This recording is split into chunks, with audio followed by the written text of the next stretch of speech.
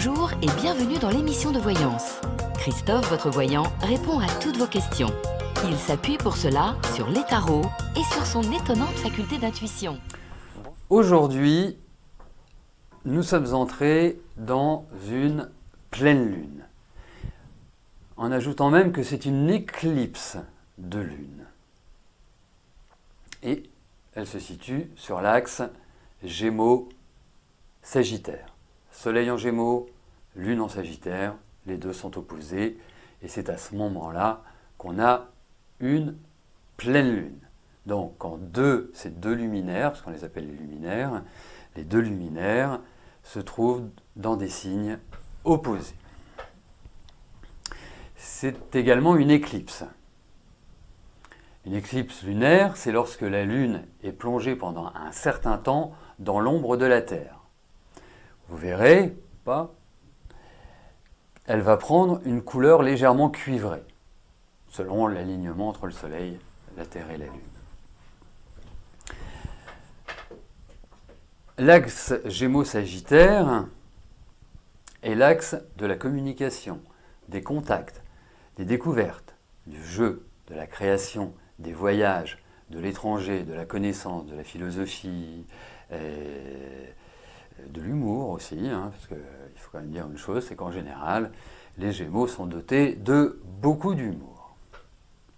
Donc nous allons voir en deux temps cette pleine lune. Dans un premier temps, l'impact de la pleine lune, et puis ce que j'appelle régulièrement les forces en présence. Quels sont les aspects astrologiques qui se situent au moment de cette pleine lune et leurs impacts sur notre vie. N'oubliez jamais que ça représente des tendances, ça représente une énergie, et que pour être précis pour chacun de nous, il est utile de comparer votre thème de naissance au thème de pleine lune pour voir en fonction des aspects, des interaspects entre votre thème natal et le thème de la pleine lune, ce que ça engendre. Est-ce que c'est favorable? Est-ce que c'est défavorable? Quelles sont les incidences? Quelles sont les possibilités offertes par cette comparaison?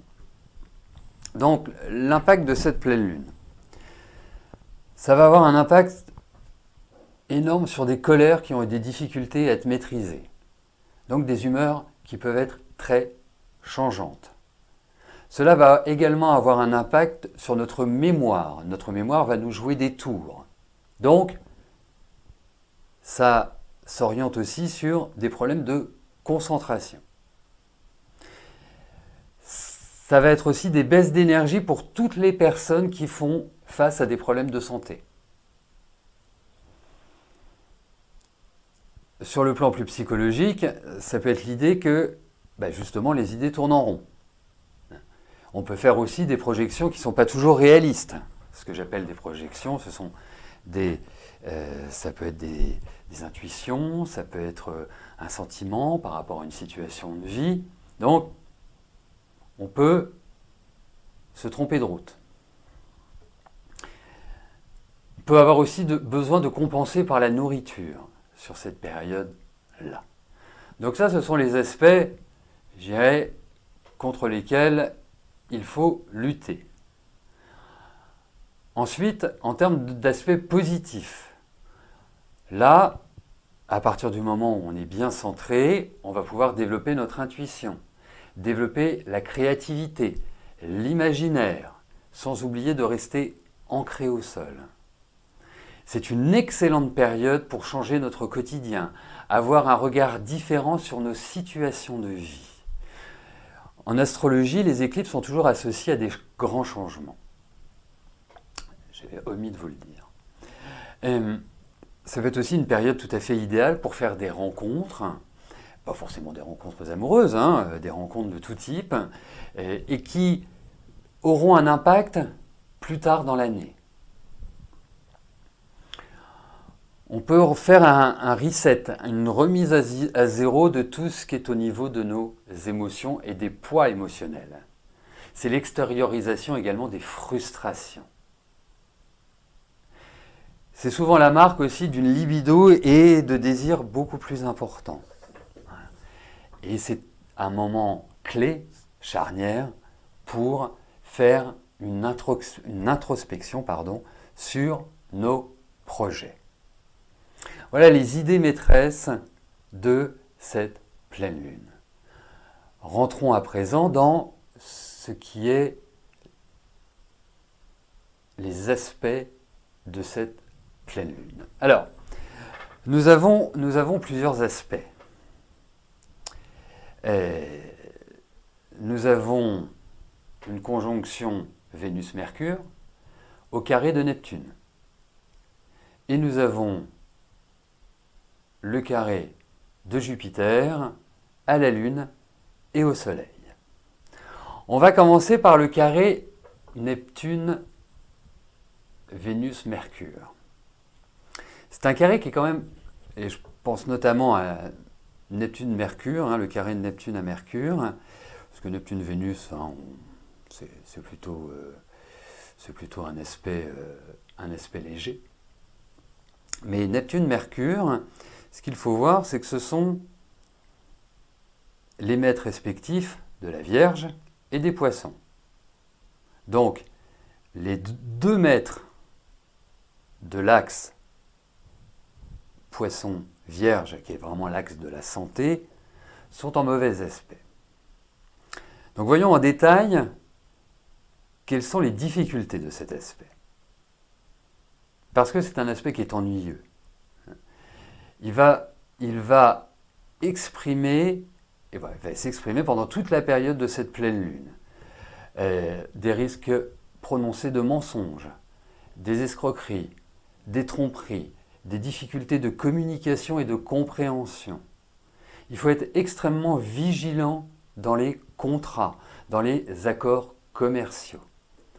C'est un aspect qui encourage le charlatanisme, qui encourage l'émergence de courants de pensée radicaux basant leur théorie sur du mensonge et sur de l'extrémisme.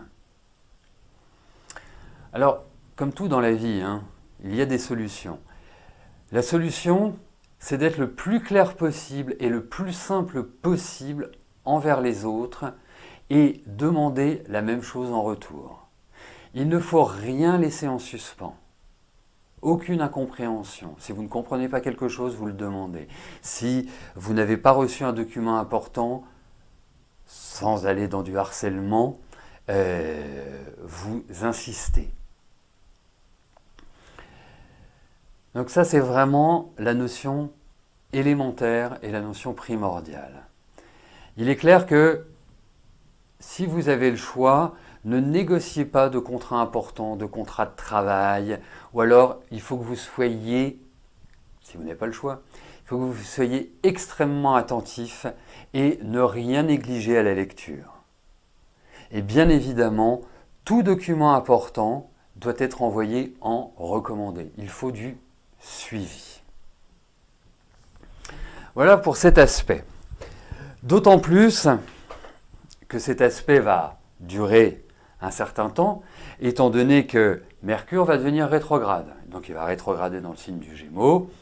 Et donc ce carré Neptune-Mercure, on va l'avoir pour quelques temps. Enfin, quand je dis quelques temps, c'est à peu près 4-5 semaines. Voilà. Donc pendant toute cette période-là, il faut marcher comme sur des œufs dans les relations. On va très rapidement passer sur le carré de Neptune à Vénus. Pourquoi? Parce que c'est pas un carré qui est très méchant, c'est plutôt même une forme de douceur, aussi une forme un peu de chimère dans les relations affectives. Mais ça fait du bien un peu de temps en temps de s'imaginer que, même si, bien évidemment, dès que le carré aura disparu et qu'on arrivera sur le trigone, on verra la réalité telle qu'elle est. Mais la seule chose, c'est qu'il ne faut pas survaloriser telle ou telle personne. Voilà, il faut essayer de rester bien les pieds sur terre et pas se dire oui, c'est un dieu. Voilà, c'est un peu l'idée du carré Neptune-Vénus. Ensuite, nous avons le carré de Jupiter à l'opposition Lune-Soleil. Alors, d'une manière générale, en temps normal, c'est une relation planétaire qui est plutôt sobre. Mais là, nous sommes sur un carré qui a une orbe de 4 degrés. Donc ce n'est pas un carré parfait. On n'est pas en dessous de 3 degrés. Et donc, la seule chose, c'est que nous sommes sur une éclipse lunaire. Donc, cela va mettre en valeur les aspects négatifs de Jupiter. Alors, quels sont-ils, ces aspects négatifs? Peut être l'avarice, les excès en tout genre, nourriture, alcool, drogue, médicaments, sexe, voilà. Ça peut représenter le gonflement de l'ego, se croire plus beau que l'on est. C'est aussi la prodigalité, l'immoralité et l'incapacité à voir les choses telles qu'elles sont. Donc, avec ce carré-là, il faut être en surveillance sur soi-même, pas avoir cette impression de ou d'être quelque part la queue de la poire. En troisième aspect, nous avons toujours le carré Saturne-Uranus. Je vous en ai parlé à plusieurs reprises depuis le début de l'année. La seule chose, c'est que là, Saturne est rétrograde.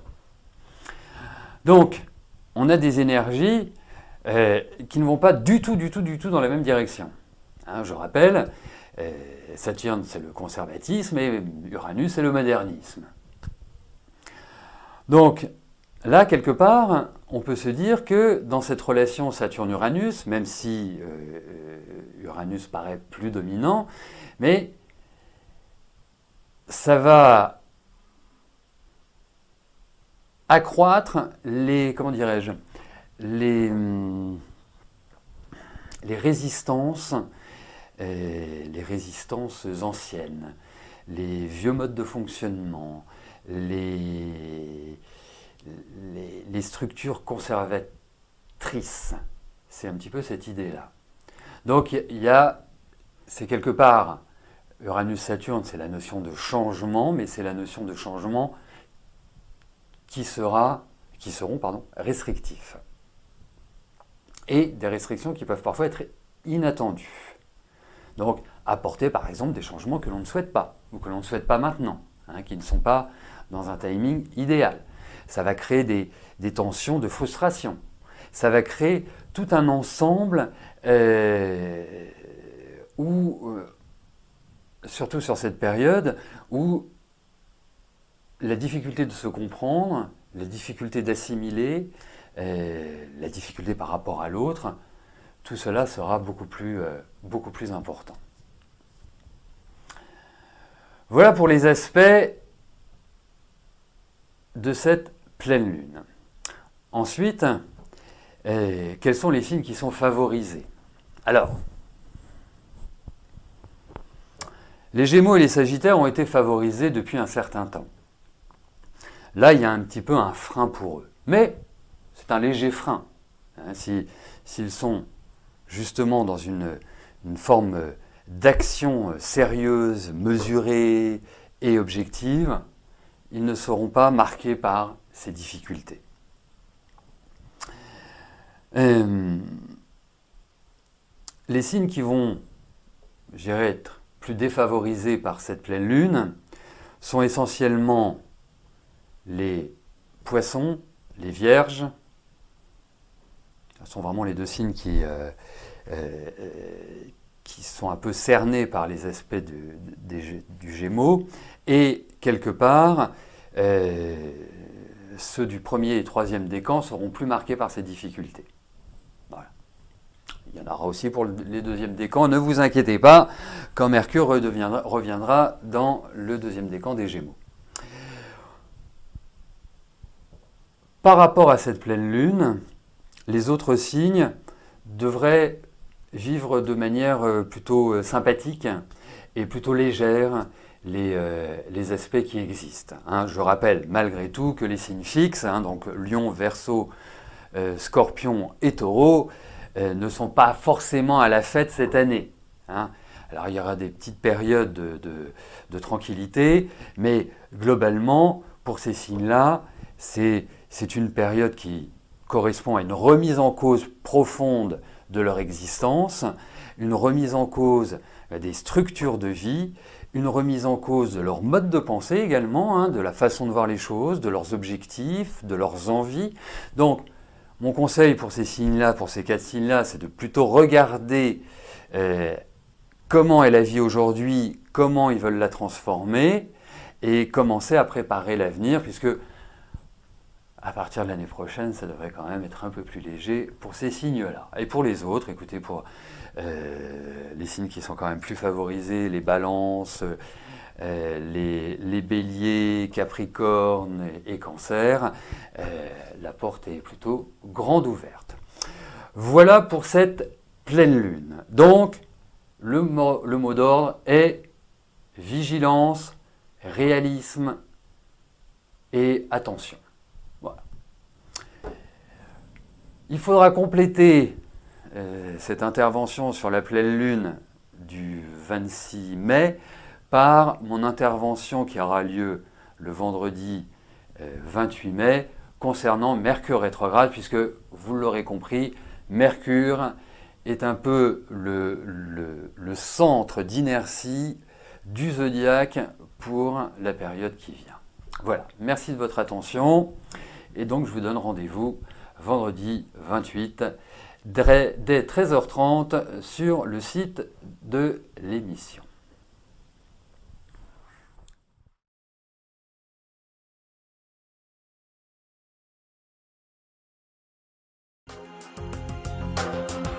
N'oubliez pas que du lundi au vendredi, à partir de 13h30, je réponds en direct à vos questions sur le site de l'émissiondevoyance.com et j'aborde avec vous tous les sujets qui vous tiennent à cœur.